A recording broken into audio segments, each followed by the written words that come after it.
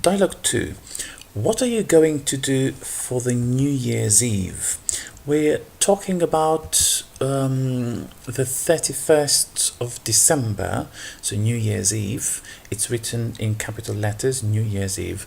Because it's something which happens only once a year, it's something that we take a lot of time to organize and so on. It's important. The most common use would be going to. What are you going to do for the New Year's Eve? If we use the present continuous, what are you doing for the New Year's Eve? It implies like, oh, this is, again, we have another new year. You do not emphasize it a lot. You see it as routine. It's a bit unlikely that you find such a sentence in the present continuous, but nevertheless, you will hear it, but rarely. The most common example would be the going to form as you have it in here. A lot of students again tend to use will. What will you do for the New Year's Eve? Again, it's not something that you would hear a lot.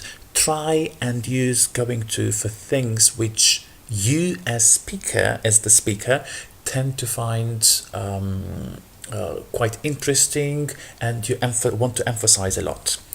Are you going anywhere? Now, because this is the second sentence, instead of saying again, are you going to go anywhere? You say, are you going anywhere?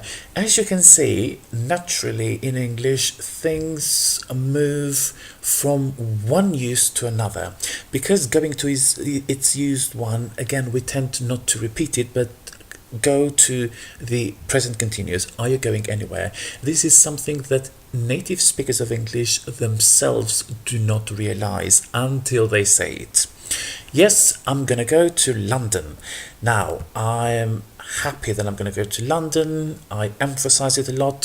So again, I use gonna.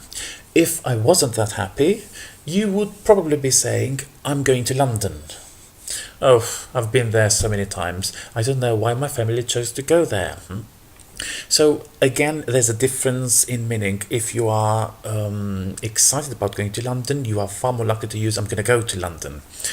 I will go to London is again a different meaning, like yes, I'm determined to go to London in one way or another.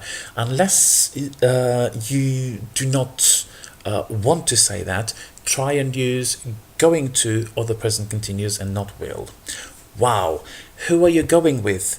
The planning is with you and your family, with you and your mates, with or you alone. So again, I'm concentrating on planning. The most common one would be the present continuous. Who are you going to go with? Again, is very common, but because we used it a couple of times further up, we tend not to repeat, but use the present continuous. Again, this way it sounds more natural. Who will you go with? Again, is very, very rare. So do not use, even though students tend to use that more often than going to in present continuous. In this case, again, it would not be the case. With my family, we hope we're going to have a nice time. So we are all excited. That's what I mean when I'm using going to. We're all excited. So again, we could use the present continuous. We hope we're having a nice time. But in this example, again, the most common one would be going to. We hope we will have a nice time. It's not very common. This going to in this example is the most is the better use. How long are you going to be away? Well, I want to know, is it going to be 1 day, 2 days, and so on? So I'm emphasizing using going to. How long are you being away cannot be used because it does not imply the future. And how long will you be away? It can be used, but nevertheless,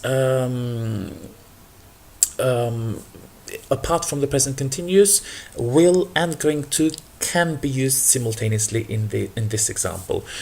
We're going to be away for only 5 days actually. Again is used the going to form. We are going to be away for 5 days.